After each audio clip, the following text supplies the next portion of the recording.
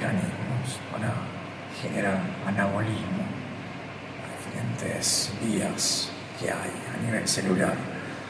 Como a veces utilizar algunos compuestos puede ser contraproducente en virtud de que se superponen, o sea, hay un efecto overlapping entre esos compuestos y por lo tanto no se puede llegar a utilizar una dosis baja que sea efectiva, sino que hay que empezar a usar cada vez más del compuesto para generar un efecto que podría llegarse o lograrse una dosis más baja que sea más beneficioso a largo plazo.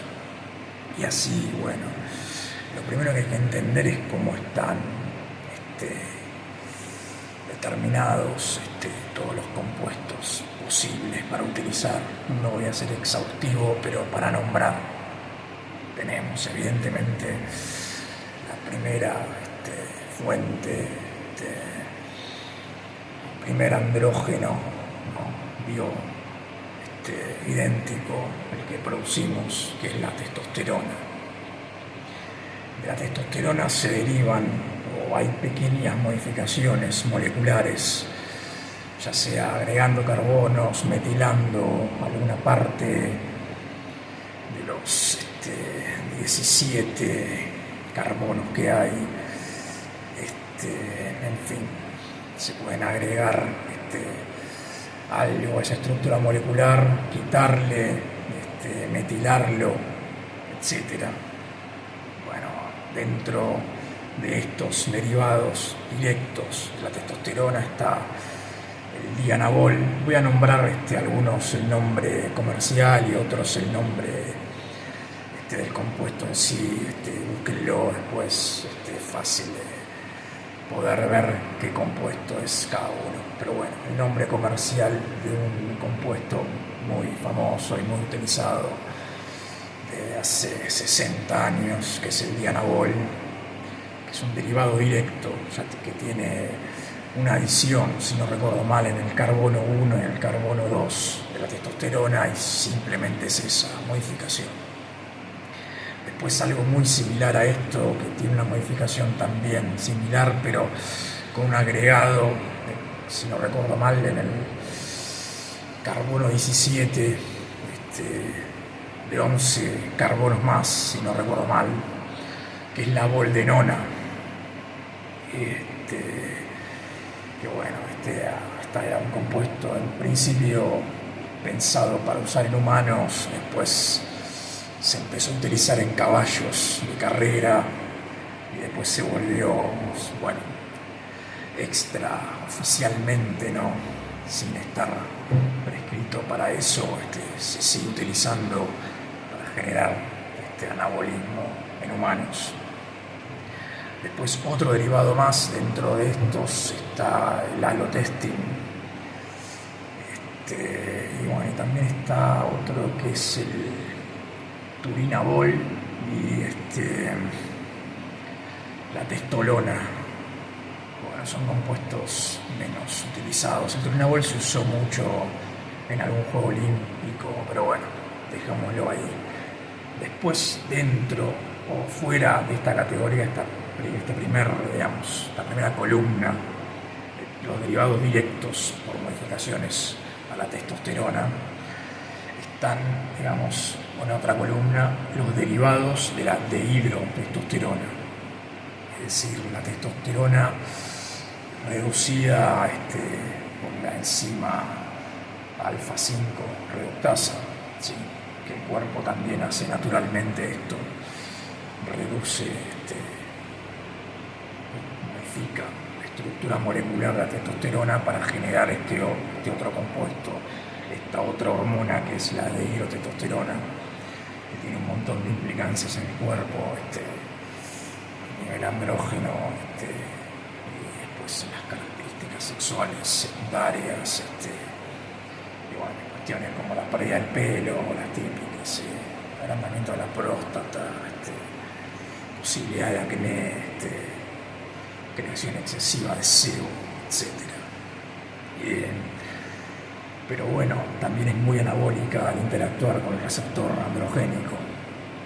Pero bueno, también en laboratorio, a partir de esta reducción, de esta modificación del alfa-5 reductasa, teniendo dihidrotestosterona, también se hicieron modificaciones moleculares a esa dihidrotestosterona para generar diferentes compuestos que son muy anabólicos también,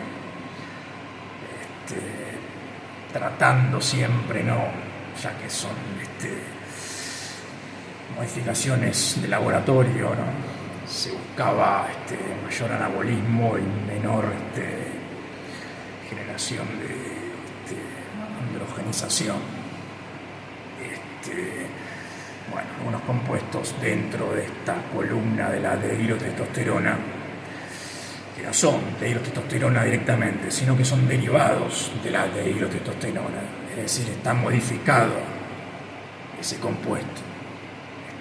Pero bueno, para nombrar algunos, el primobolan, el anadrol, la oxandrolona, el etanosonol, el superdrol,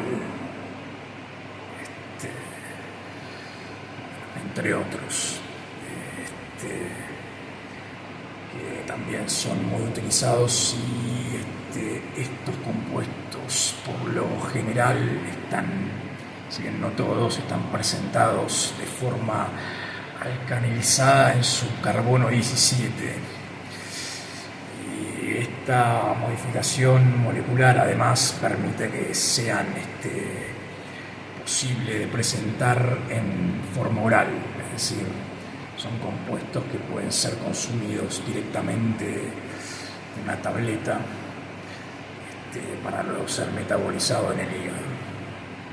Y después tenemos otra columna, una tercera columna de los compuestos que son derivados, se llaman de la posición 19 de esta estructura del colesterol modificada molecularmente. Son 19 NORs en inglés, son modificaciones que se hacen en la estructura molecular, la posición 19, a los fines de generar otro compuesto que tenga implicancias o efectos a nivel celular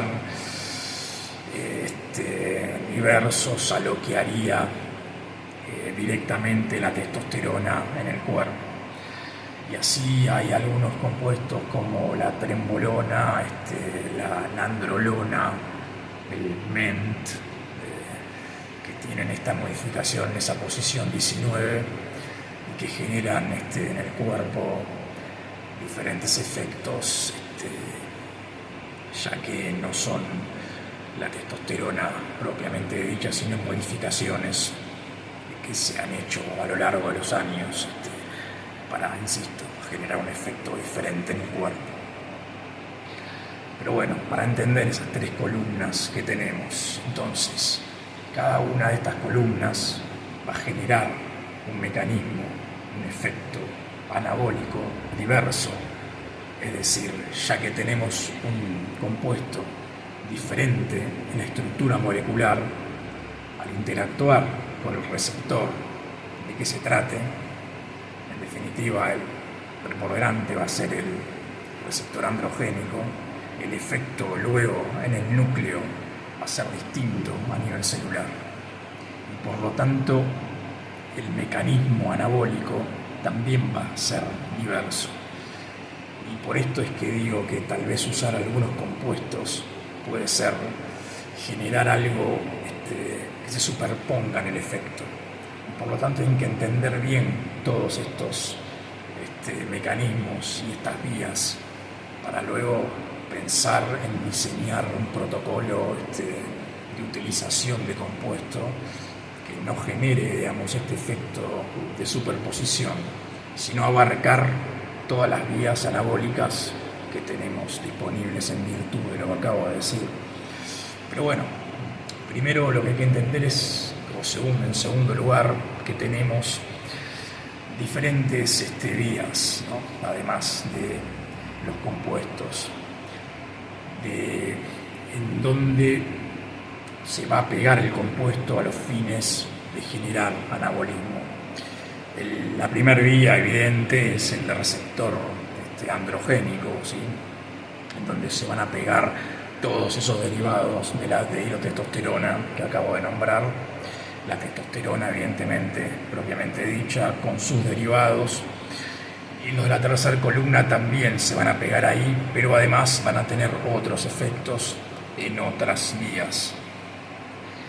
Pero bueno, cualquiera sea de estas vías, en algún sentido va a estimular este receptor androgénico. Ustedes saben ya, está claro que el receptor se encuentra primero en la membrana celular, ¿no? En la parte, digamos, por fuera de la célula, a los fines de que, estando el compuesto en el torrente sanguíneo, pueda pegarse a ese receptor. Una vez que se pega, se genera esa traslocación del receptor, se va a mover hacia el núcleo y ahí va a comenzar a hacer todos los efectos a nivel del ADN y va a generar el mensajero ARN de la generación de proteínas o la síntesis de proteínas para generar, en este caso estamos hablando de cuestiones anabólicas, tejido contráctil, bueno, los mecanismos del mammalian target of rapamycin, del mTOR, obviamente todo esto activado también con la nutrición, ¿no? Sin nutrición, si bien va a haber algún efecto, los efectos se van a morigerar bastante, pero bueno, esto es lo que comienza a pasar una vez que el receptor androgénico es activado por cualquiera de estos compuestos que acabo de nombrar anteriormente. Pero después también tenemos otro receptor, que es el receptor estrogénico. Esto también tiene implicancias en cuestiones anabólicas, ya sea directamente, porque se ha visto que cuando uno no tiene estrógenos en el sistema, más allá de las implicancias a nivel líbido, cuestiones neuronales que realmente modifican muchísimo el estado de ánimo y lo que uno debe prever a los fines de generar un protocolo adecuado, porque no solamente, salvo que uno solo le interese generar anabolismo y no le importe absolutamente más nada de su vida, ya sea personal o laboral, etc. Pero a nivel anabólico, estos receptores estrogénicos tienen cierta implicancia, ya sea, si bien es menor, pero ya sea en el anabolismo en sí, como en cuestiones acerca de permitir que los receptores androgénicos se mantengan sensibles y no saturados, y permitan, cuando uno tiene en el sistema compuestos androgénicos, que tengan un mayor efecto anabólico. Si bien hay algunos compuestos, por ejemplo, la turkesterona, el turkesterón, los ecdysterones, que bueno, está presente, por ejemplo, en la espinaca, en un porcentaje bajo, pero bueno, estos compuestos también estimulan el receptor estrogénico beta, en ese caso, y generan cierto anabolismo, si bien tenue, menor en comparación al androgénico, pero también hay implicancias anabólicas en el receptor androgénico. Y cuando los dos receptores trabajan en conjunto, coadyuvan a mayor anabolismo. Eso se ve muy claramente en algunas vacas, las Ocean Blue, que busquen una imagen sobre estas vacas. Se aplicó trembolona en ese caso y cómo generaban un resultado anabólico realmente increíble. Pero bueno, otro receptor es la progesterona también, que ese receptor solo es activado a través de los derivados de la posición 19, los 19 nodes, los 19 nodos, la nandrolona, la trembolona, que tienen implicancia y se pegan al receptor, además del androgénico, de la progesterona. Y esto genera algunas cuestiones anabólicas realmente muy moderadas, pero sí tienen implicancias en otros aspectos de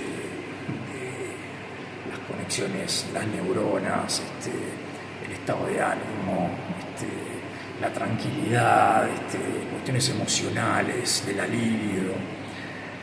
Incluso, bueno, esto también puede generar la posibilidad de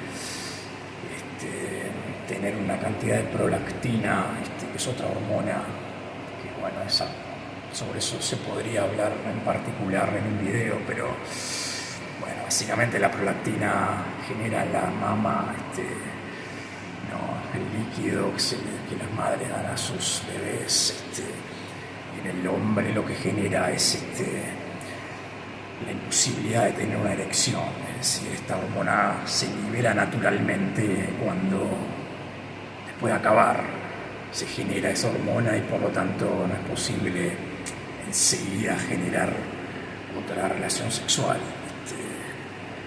Pero bueno, con el estímulo de la progesterona, esta hormona también se libera y por lo tanto, bueno, es que a veces aparece lo que se conoce como la DKDIC, esta impotencia sexual por nandrolona. Pero bueno, otro receptor, otro mecanismo para generar anabolismo es el de la insulina. La insulina es este péptido, ¿no?, que el cuerpo también libera naturalmente a través del páncreas al generar algún consumo de glucosa que el cuerpo detecta. Es necesario bajar esa glucosa que está en el sistema y por lo tanto el cuerpo genera insulina a los fines de ir a los receptores de la insulina en la célula, generar esos transportadores de glucosa que, bueno, se pegue la glucosa también a nivel de la membrana celular y eso entre en la célula y, bueno, los nutrientes terminen dentro de la célula y no en el torrente sanguíneo. ¿Sí? Todo esto evidentemente es anabólico, ya que la célula para generar hipertrofia también utiliza glucosa. Es una fuente de energía no solo para utilizar, sino para almacenarla, que bueno, también se almacena como glucógeno, ¿no?, a nivel del tejido contráctil. Pero bueno, otro mecanismo, otra vía también es la hormona de crecimiento.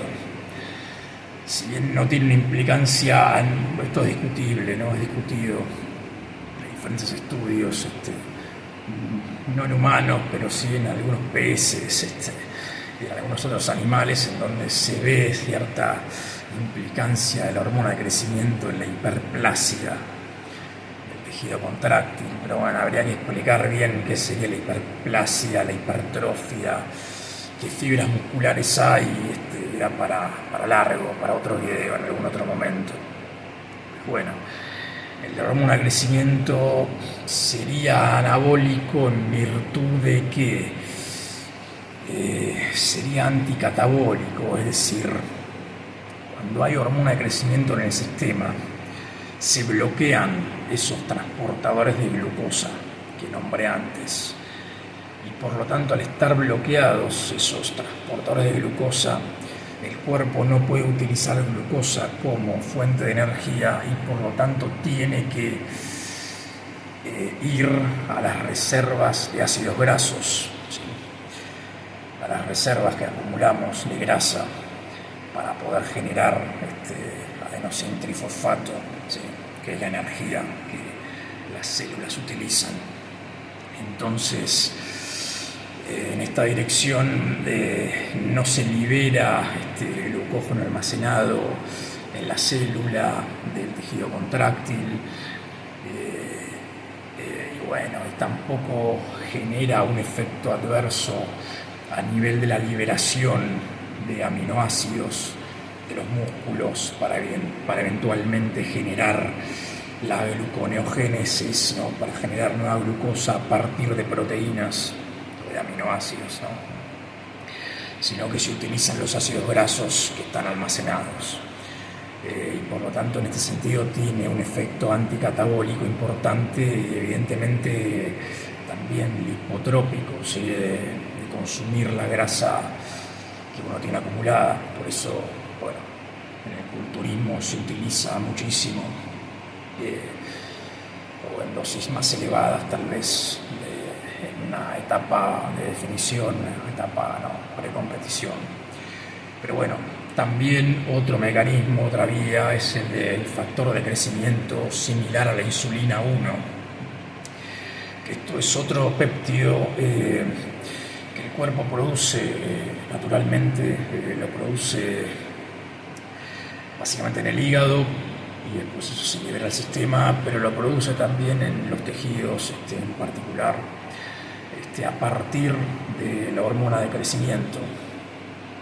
Como digo, al inhibirse el GLUT4 y no poder utilizarse glucosa, el cuerpo necesita algo que sea similar al efecto que genera la insulina, y por lo tanto se produce este factor de crecimiento símil a la insulina 1, que hace que los nutrientes puedan ingresar en la célula en presencia de la hormona de crecimiento en el sistema. Pero ¿qué pasa? Este factor de crecimiento similar a la insulina 1 tiene un efecto anabólico preponderante, porque activa otro mecanismo anabólico que no es el del mTOR, el mammalian target of rapamycin, que es el factor anabólico principal que hay en el cuerpo, sino que es otro mecanismo que también activa toda una vía anabólica, que es justamente el de este factor de crecimiento similar a la insulina 1, que permite que los nutrientes ingresen a la célula y generen la síntesis proteica. Después hay otras vías que son más bien no directamente anabólicas, sino anticatabólicas, que son de los mineralcorticoides y de los glucocorticoides, ¿sí? Habría que explicar un poco qué son estos dos compuestos, estas dos hormonas que genera la glándula suprarrenal.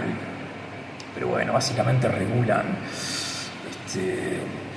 la cuestión del sodio y el agua en el cuerpo, y cierto manejo, liberación de hormonas que regulan el estrés, ¿no?, la respuesta a cierto evento traumático que pueda ser estresante para el cuerpo, y a los fines de lidiar con eso, el cuerpo libera algunas hormonas como los glucocorticoides.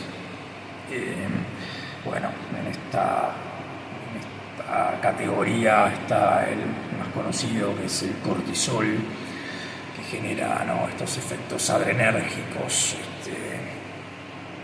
Bueno, en verdad los efectos adrenérgicos generan la liberación por la suprarrenal de cortisol para mantener el cuerpo en alerta, ¿no?, y no permitir que la glucosa ingrese a la célula, sino mantenerla en el torrente sanguíneo a los fines de tener energía disponible todo el tiempo para todos los tejidos, y sobre todo para las neuronas, ¿sí?, para mantenerse alerta ante un estado justamente de estrés por alguna cuestión, algún evento en la realidad que el cuerpo percibe como que puede ser peligroso. Pero bueno, ¿qué pasa? Hay algunos compuestos, en verdad diría que casi todos los acabo de nombrar al principio del video, pero hay uno en particular que es la trembolona. Ya lo he explicado en otro video en detalle, que genera un bloqueo de estos glucocorticoides. No del glucocorticoide, el glucocorticoide en sí, sino que genera un bloqueo del receptor del glucocorticoide, y por lo tanto cuando, por ejemplo, el cortisol, que tiene un efecto catabólico. ¿Por qué tiene un efecto catabólico? Como decía antes, ante el estrés, el cuerpo trata de mantener con combustible el sistema, ¿sí? Entonces, ya sea la glucosa que está en la sangre, la eventual posibilidad de utilización de ácidos grasos, pero como ustedes saben, en virtud de todo lo que tiene que ver con la conversión del ácido graso, el acetilcoenzima A, la generación de adenosín-trifosfato en la mitocondria y toda la cadena transportadora de electrones, lleva un tiempo, ¿sí? La consumición de oxígeno, ¿sí? Todo este proceso aeróbico conlleva tiempo para generar energía.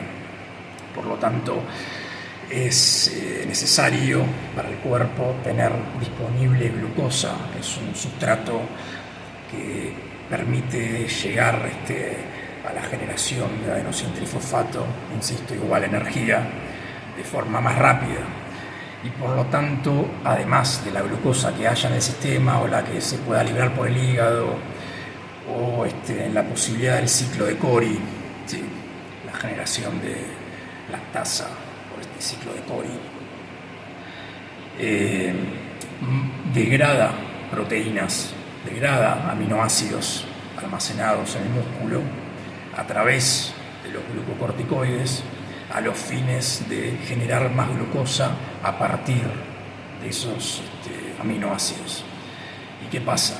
Este compuesto, la trembolona en sí, genera el bloqueo en el receptor del glucocorticoide y por lo tanto tiene un efecto anticatabólico, conversión o posibilidad de conversión de aminoácido a glucosa por el cuerpo, que permite mantener el tejido contráctil, el tejido muscular, sobre todo en el culturismo. En una utilización inteligente se usa la trembolona justamente por este efecto anticatabólico también en ese momento de precompetición, en un momento de una dieta hipocalórica, en donde el cuerpo puede necesitar energía y por lo tanto degradar músculo, y esto se inhibe, se imposibilita en gran parte en virtud de este compuesto. Pero otra vía son estos glucocorticoides, que no es propiamente dicha anabólica, sino más bien anticatabólica. Y después hay una vía adicional, que es la de la hormona sexual globulina, que esto es una proteína que hay que entender algo. A ver, los andrógenos, los estrógenos también, que es la otra hormona, pueden pegarse a ciertas proteínas que están en la sangre, ¿sí?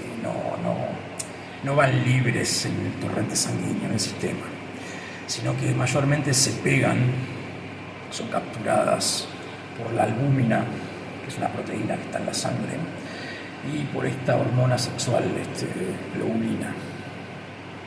¿Y qué pasa? A través de estas dos proteínas, el cuerpo va llevando por el torrente sanguíneo a los diferentes tejidos de todo el cuerpo, todos los órganos, todos los tejidos, sea la piel, los huesos, los músculos, ¿sí? El hígado, cualquier órgano, tejido, etc., los riñones, todos, el corazón, lleva las hormonas a través de estas dos proteínas. Y una de estas proteínas, que es la hormona sexual globulina, tiene un receptor en particular, que es para esta hormona sexual globulina, el complejo de esta hormona sexual globulina, que también es otra vía adicional anabólica al receptor androgénico, el estrogénico, de la insulina y el factor de crecimiento similar a la insulina 1 y todos los que nombré, sino que hay otro receptor más que tiene implicancias anabólicas, como acabo de decir, que puede ser estimulado a través de mantener esa hormona sexual globulina, que esto puede ser medido en las métricas analíticas de la sangre, se puede medir cuánta cantidad hay, y bueno, siempre esto es tratar de mantenerlo en el nivel de equilibrio el mayor grado posible, ¿sí? ¿Qué pasa? Cuando se consumen o se inyectan o se utilizan andrógenos, esta hormona sexual, globulina, tiende a bajar. Por lo tanto, hay más andrógenos libres en el sistema. Que estén libres implica que van a tener interacción cuando eventualmente se peguen el receptor androgénico con ese receptor, que es el principal, ¿no? Evidentemente. Pero va a tener una implicancia menor en este complejo de la hormona sexual globulina. Pero bueno, ¿qué es lo que pasa? Tener una cantidad muy baja de esta hormona sexual globulina también puede ser contraproducente, porque tener una cantidad de andrógenos sin control libre por el sistema va a generar una cantidad de efectos secundarios muy graves, que es para hablar extenso en otro video, porque este ya está quedando demasiado largo. Y por el lugar contrapuesto a eso, tener la hormona sexual, esta globulina, muy alta, va a generar que todos los andrógenos estén pegados ahí y por lo tanto no poder lograr todos los efectos cognitivos y estado de ánimo, de motivación, de libido que tienen los andrógenos. Es decir, a nivel de las neuronas no va a haber cantidad suficiente libre para que llegue al cerebro, porque va a estar todo pegado en esta hormona sexual globulina. Entonces hay que intentar mantenerla en un nivel de equilibrio medio, siempre haciendo análisis de sangre, bueno, como en todos los temas, ¿no? En todos los temas estos hormonales, por todas las cuestiones enzimáticas a nivel del hígado, del colesterol, presión arterial, bueno, etc. Siempre hay que estar haciendo análisis de sangre. Pero bueno, quería hablar un poco de todos los mecanismos de acción de los anabólicos, todas las vías, las columnas que hay, y tratar de no superponer compuestos que estén en la misma columna, porque tienen efectos overlapping que van a ser algo muy similar en el cuerpo, y tratar de abarcar todos los posibles en un protocolo inteligente. Así que bueno, hagan con eso lo que quieran.